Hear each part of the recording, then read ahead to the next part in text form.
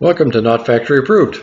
Thanks for coming back. If that's the case, I apologize up front for the amount of time it's taking me to get these videos out.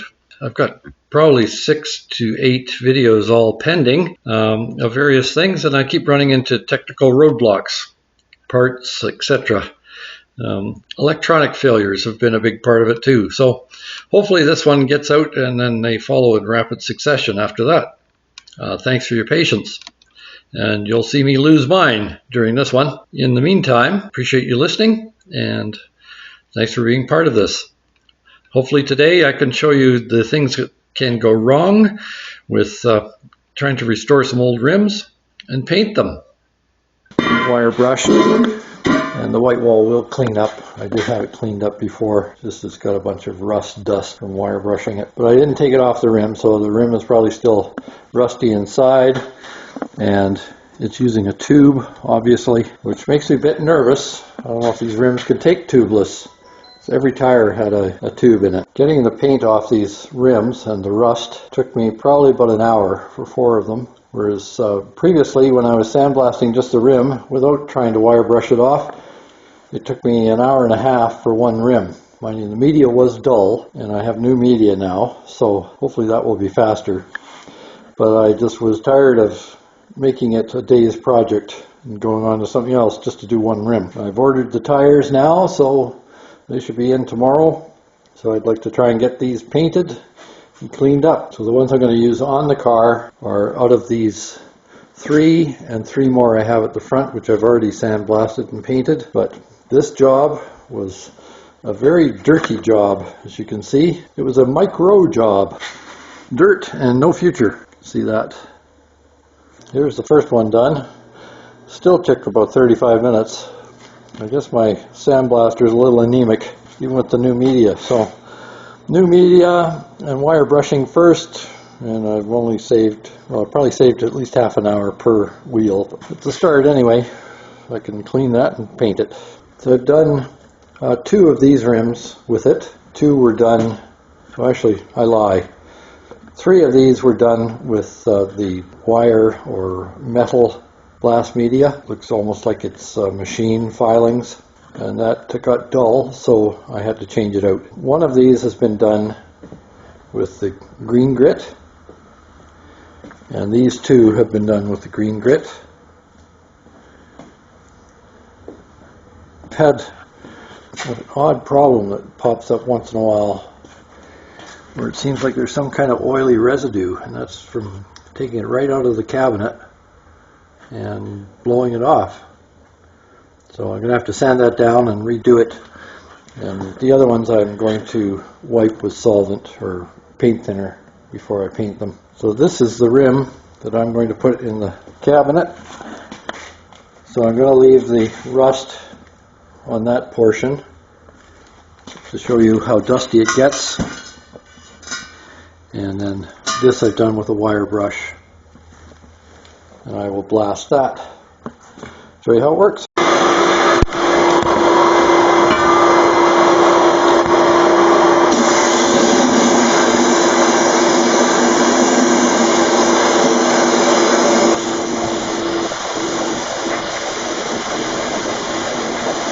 There we go. So the light isn't the best, but you can see in the shadow there, the dividing line is there. So now I'm going to check the run out on the wheels, because some of them are pretty dinted. So I'm suspicious. I just want to make sure they're not bent. So this one I've measured this side already, the inside, and it's about 15 thousandths of ripple to it, flex or variation. This side has almost 100. So this is the side that is furthest in at the moment, and it's a very short area. So I will hammer that this way. So I got it set up. You can watch here, and it'll hit about 95 thousandths when it's not sticking.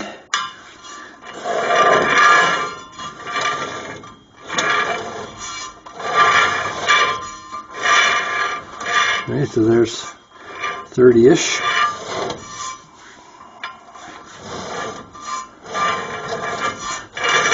Back, and it's around 40. So it's sticking out here by the valve stem, and it's in here. So it's got a bit of a twist to it. I'll take it off, try and hammer it into position. If that doesn't work, it's a scrap rim. It's already missing the clips here for the hubcaps, which it will take a, it's not really meant for a clip-on ring, but it will take one. It's actually meant for ones that push, hold, get held in the middle. The old sombreros, which is what this came with, had that kind of an arrangement. They got held in the middle, but they covered the whole wheel. And I would like to put them back someday. This I was going to use as my spare rim, but I might just have to throw it away. Many years ago, a friend of mine gave me this I-beam, which is quite significant. You can't lift it up. You need a dolly to move it. And I'm going to use that to straighten the wheels. Found out I've been barking up the wrong tree. What I thought were bent rims inside where the tire bead goes. Oh, hello, chicken. Come to inspect my work. Then I found out it's actually out of round, where it's been dinted. So it isn't actually the bead that's so much the problem as it's out of round, causing the bead to look like it's warped. So I'm going to straighten the rim, make it circular, that is. I thought that this rim, all the rims actually, were warped in here where the tire bead goes, but they're actually out of round where they've been dinged, and that's making this look like it's warped. So what I'm going to do is make it feel like it's round, and then put it back on the car and look and see what still has to be straightened or put into the proper angles and circular shape. My dial gauge has quit, so I'm going to have to get another one. But in the meantime, I will do what I can visually. This makes a lot of noise, so ear protectors slightly rounded. Spot there.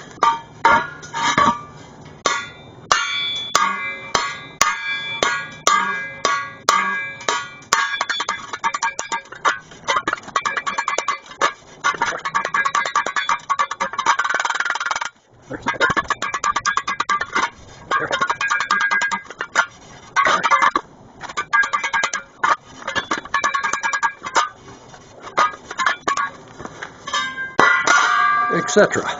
The adventure continues. Find a good way to do this. So sighting down the level, you can see it's fairly straight. I'll just check this I-beam for level, as in flatness, I mean.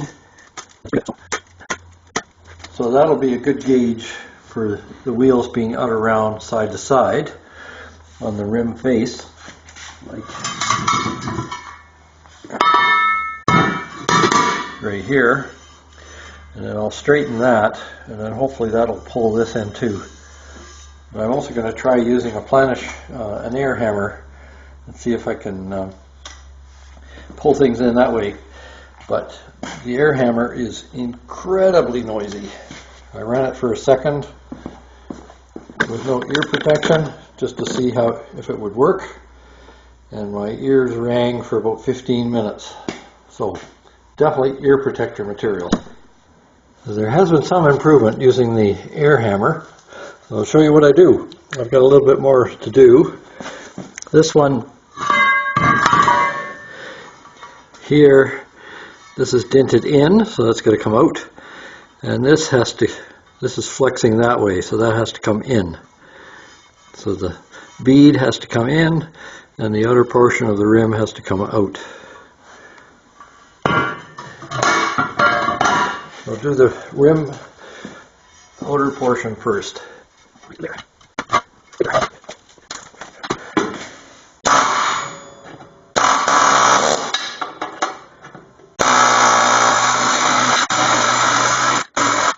sitting on a vibrating rim.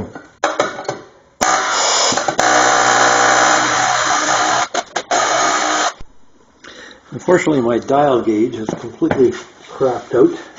Dial indicator. It sometimes will run the dial smoothly, and other times it's just complete garbage. And I looked at it a number of times. It wasn't until I took it completely apart I could see that there were 3 teeth missing from the gear that's attached to this needle. So that's why it is not smooth.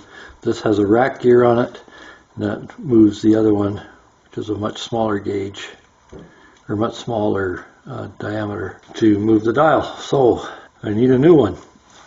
In absence of that, I'm not going to drive all the way to town to get one today. I used this piece of metal, old railway rail, and I used this screwdriver only because it has flat edges. And I ran that there on the inside, and I could see how much waver there was. It's better than it was. I'm hoping that's good enough.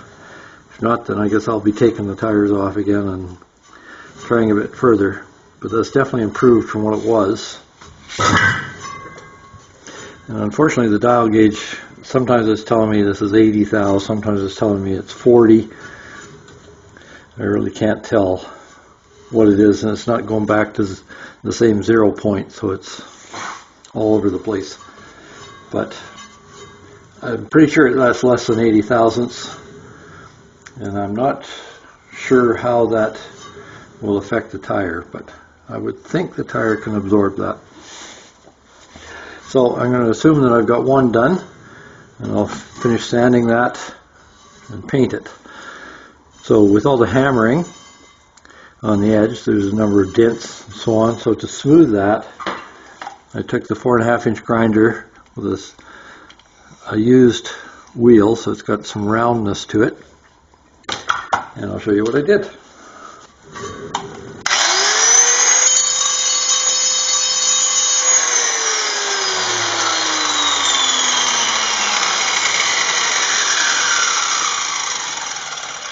Just like that.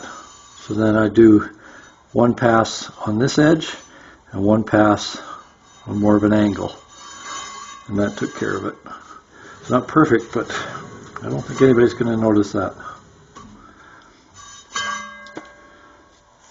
So the burrs are gone.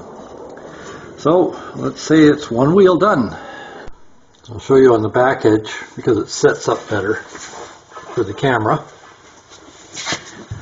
So I'll be checking this face, and this face. I'll put that in further, like that. Get close, put some light on it, and spin it.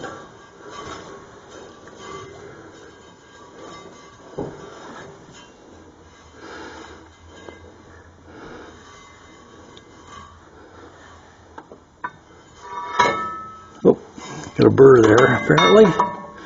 Take care of that. Okay, there's a little dent there that's got to go.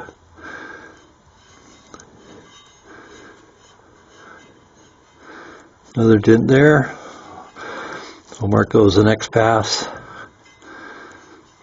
You can see how it moves in and out.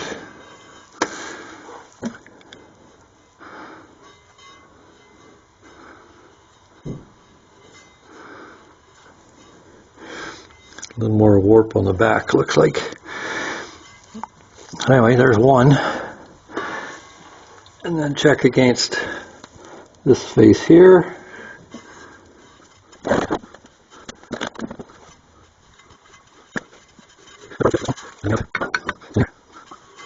Oh, big gap there. So I guess it's not done. So I have to mark everything. Got some little dents. Overall, I think it's pretty good, but it's little spots here and there that have to be adjusted. I can do that with the hammer. So now to mark them with the pencil. the grease pencil and do the last little bit. A big improvement. That part there that's missing a paint kind of confuses a bit, but the if you watch the shadow, there's not a lot of difference there. Pretty straight. So here's 5 good wheels. One of those is meant for the spare. It's the one that doesn't have clips for the hubcap. I cheated a bit and used some black paint on the inside and the inside by the brake drum, just in case I run out of the wild raspberry. I have to get some more, so I don't want to run out. And they've been sanded, cleaned, so hopefully nothing funny is going to happen with the paint now. And these 2 are my extras. They're not quite as good as the others. I've done a lot of beating and such using this steel beam, I-beam, and then measuring it over there with the anvil chunk, or sorry, railway tie piece. Try that again. With the railway track piece and a large screwdriver. I've got a couple of things to do on the front unrelated to the wheels. So that's why the brake drum is off. So I'm going to spray paint those and hopefully nothing funky happens. As you can see, it is not residue from the sandblasting. Still here. I'm beginning to think it's incompatible primer. And I'll take the orbital sander to all this, knock that back, and try an actual trim-clad primer. I used a different brand primer. I used Painter's Touch primer and trim-clad enamel. It's made by the same company, but it looks like they're not compatible. I will use trim-clad primer and hopefully get a better result. Sometimes you just got to admit defeat. I've tried a number of different solutions. Nothing works.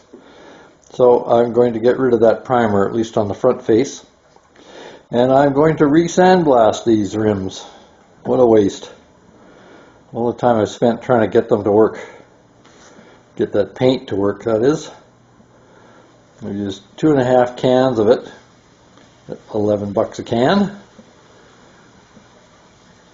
And I'll leave the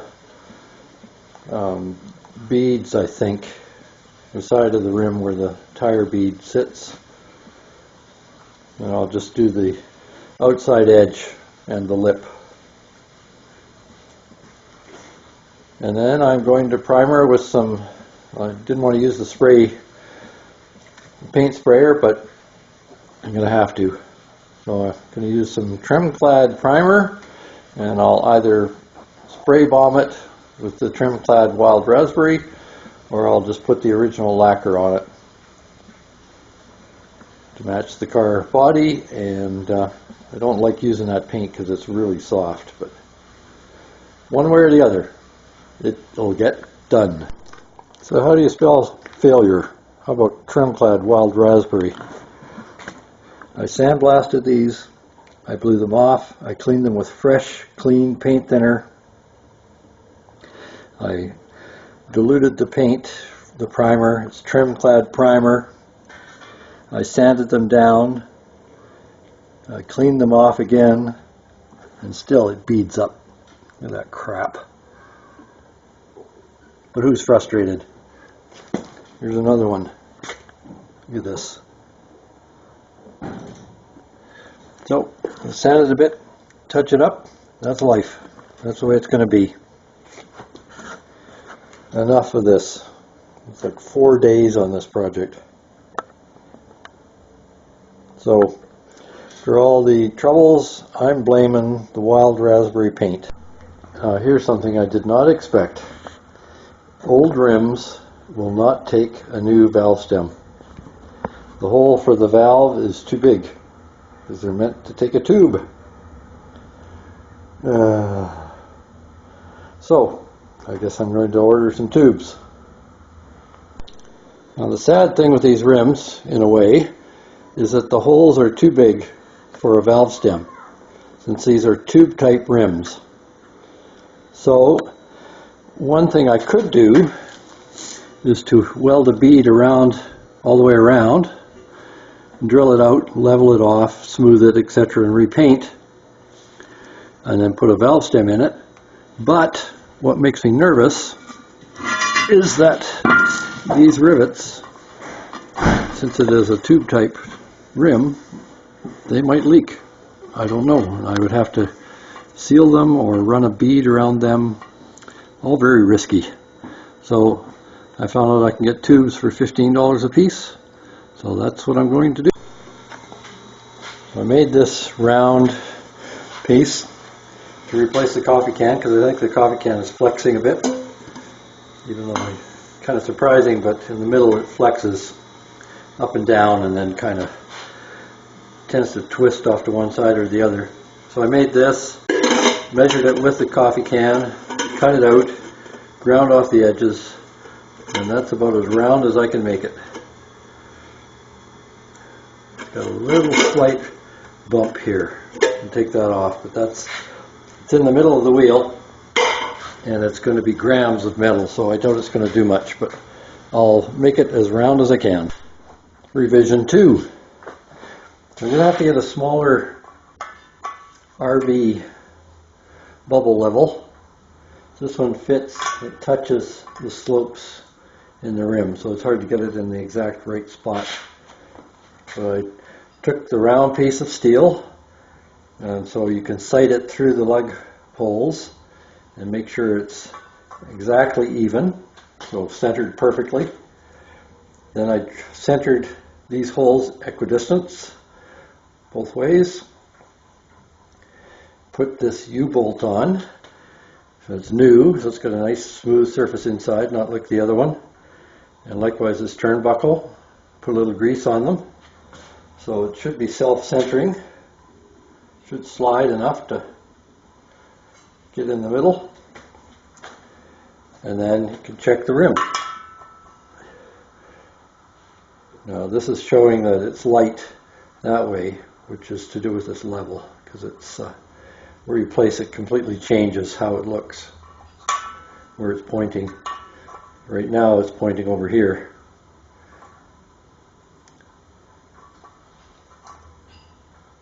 Now it's pointing over here. So I have to straighten that out yet. But I have to check this when I actually have the tire and the tube on it, because that will upset the balance. The tube has a valve which is fairly heavy as far as tire balancing goes. And then 65 Ford on YouTube says to put the sticky weights, use only sticky weights inside the rim, which I think is probably a good idea. Otherwise you get the dynamic balance. Side to side is out. This is what bailing out looks like. So rather than the valve stems and the tubeless high-risk endeavors, I bought these tubes, $15 a piece, which is pretty good. So those will go inside the rim. The rim's all clean and doesn't have any burrs on it. So the first thing to do is start with the tire. And we want this groove. And it's looking like it's kind of small.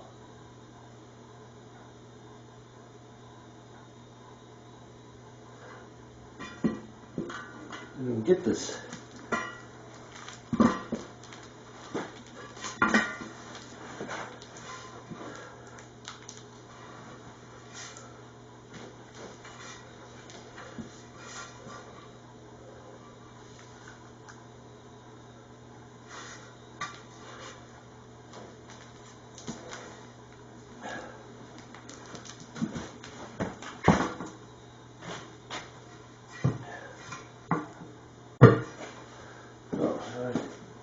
Soaping it up, see what happens. got 3 of the white walls done. That's what they look like without the hubcaps on. I have to get them balanced yet. One of them slightly wider, but I think that'll look just fine.